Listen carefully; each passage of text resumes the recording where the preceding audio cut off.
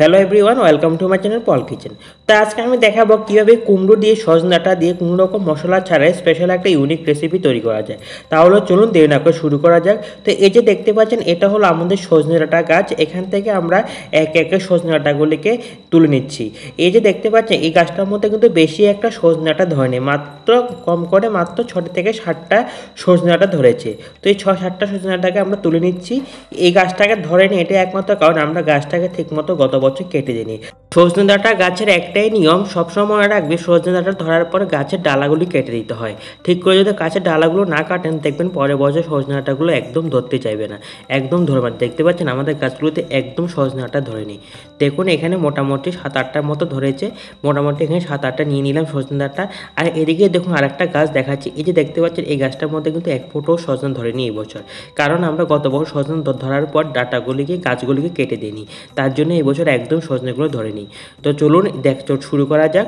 দেখতে পাচ্ছেন কি সুন্দর করে আমরা অ্যাকচুয়ালি কুমড়ো নিয়েছি, বড় এক সাইজের কুমড়ো, আর কিছু সজনে ডাঁটা নিয়েছি। কুমড়ো কেনার সময় একটা জিনিস খেয়াল রাখবেন, কুমড়োগুলো যাতে একটু হলুদ রঙের হয়। গাঢ় হলুদ রঙের না হলে কিন্তু এই কুমড়োগুলো একদম মিষ্টি হবে না। তো এবার কুমড়োটাকে আমরা প্রথমত মাঝখান বরাবর কেটে নিচ্ছি। দেখতে পাচ্ছেন কি সুন্দর করে বড় বড় পিস করে কেটে নিচ্ছি। কুমড়োগুলিকে প্রথমত এমন করে আগে আমরা বড় বড় পিস করে কেটে নেব। কেটে নেওয়ার পর এই যে মাঝখানের যে অংশটা আছে, এই অংশটাকে কিন্তু উপর দিকে অংশটা কেটে ফেলে দিতে হবে। এবার আমরা কুমড়োর পিছনের দিকে যে গাঢ় সবুজ রঙের অংশটা আছে, এটাকে আমরা এমন করে তুলে ফেলে দেবো। এটা এই খোসা যদি ঠিক করে না তুলেন, তাহলে কি হবে, কুমড়োগুলো ঠিকঠাক সিদ্ধ হবে না, খেতেও ভালো লাগবে না। তার জন্য পিছনের দিকে অংশটা কিন্তু ভালো করে এমন করে খোসাকে তুলে ফেলতে হবে। এবার আমরা এটাকে আবার এমন করে মাছ বরাবর কাটবো। কাটার পর এটাকে আবার এমন করে কাটবো। কাটার পর দেখতে পাচ্ছেন এমন করে বড় বড় পিস করে কাটবেন। যদি ছোট পিস করে কাটেন, তাহলে কি হবে, যখন কুমড়োগুলো রান্না করবেন একদম তাড়াতাড়ি ভর্তা হয়ে যাবে। তার জন্য একটু বড় বড় পিস করে কাটবেন, তাহলে খেতেও ভালো লাগবে, রান্নাও সহজে করতে পারবেন। এবার এদিকে দেখুন আমরা কি সুন্দর করে সবগুলো কুমড়োকে এমন করে ডুমো ডুমো করে বড় বড় পিস করে কেটে নিলাম। এবার হলো সজনে ডাঁটা কাটার পালা। এবার আমরা দেখুন কি সুন্দর করে সজনে ডাঁটাগুলো কেটে ফেলছি। অনেকে কিন্তু ঠিকঠাক করে সজনে ডাঁটা কাটতে পারেন না, কাটার সময় মাঝখান দিয়ে ভেঙে যায়, ঠিক করে আঁশও তুলতে পারে না। তার জন্য দেখে নিন কী করে সজনে ডাঁটাগুলো কাটছে। ঠিক যেভাবে কাটছে আপনার ঠিক এমন টাইপের করে সজনে ডাঁটাগুলো কাটবেন, দেখবেন খুব সহজে সজনে ডাঁটাগুলো কাটতে পারবেন। দেখুন কি সুন্দর করে খোসাগুলো ছাড়িয়ে নিল। গাঢ় সবুজ খোসাটা কিন্তু এমন করে ভালো করে ছাড়িয়ে নিতে হবে, তা না হলে কী হবে, সজনে ডাঁটাগুলো ঠিকঠাক করে সিদ্ধ হবে না, খেতেও ভালো লাগবে না। দেখুন কি সুন্দর করে সজনে ডাঁটাগুলোকে কেটে নিল। দেখুন দেখতে পাচ্ছেন এক ফোঁটাও কিন্তু আসেনি। আর ঠিক এমন টাইপের লম্বা লম্বা করে সজনে ডাঁটাগুলোকে কাটবেন। এমন করে দেখুন সবগুলো সজনাটাকে সুন্দর করে কেটে নিলাম। এবার ওভেনে একটি কড়াই বসে দিলাম পরিমাণ মতো তেল। এবার তেলটা গরম হয়ে গেছে। এবার একে একে আমরা লম্বা লম্বা করে কেটে রাখা সজনে ডাঁটা পিসগুলিকে তেলের মধ্যে দিয়ে দিলাম। আর দিয়ে দিচ্ছি এখানে পরিমাণ মতো 1 চামচের মতো নুন, আর দিয়ে দিচ্ছি পরিমাণ মতো 1 চামচের মতো হলুদ গুঁড়ো দিয়ে সবকটা আমাকে ভালো করে মিক্স করে সজনে ডাঁটাগুলোকে একটু হালকা লালচে করে ভেজে নেব।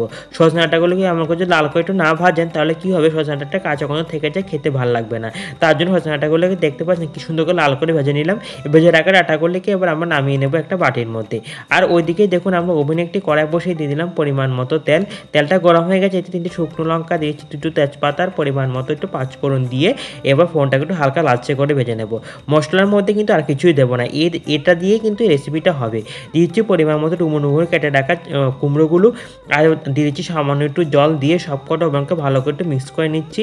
এবার আমরা দিয়ে দিচ্ছি সামান্য একটু হলুদ গুঁড়ো, আর দিয়ে দিচ্ছি সামান্য একটু নুন দিয়ে এবার আমরা সবকটাকে আবার একটু ভালো করে মিক্স করে নেব।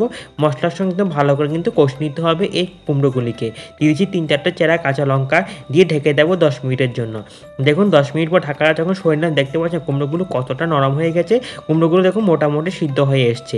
এবার আমরা এর মধ্যে দিয়ে দেবো পরিমাণ মতো গ্রেভি তৈরি করার জন্য একটু গরম জল। আপনারা আপনাদের পরিমাণ মতো জল দেবেন। এই গ্রেভিটা কিন্তু বেশি হবে না, একটু গামাখা টাইপের হবে, তার জন্য সামান্য একটু জল দিলাম।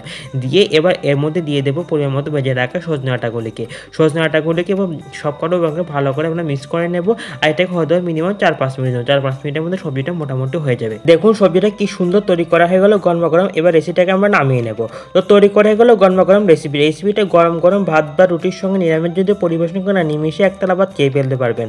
আপনারা কিন্তু অবশ্যই রেসিপিটা বাড়িতে ট্রাই করবেন। কেমন হয়েছে অবশ্যই কমেন্ট বক্সে লিখে জানাবেন।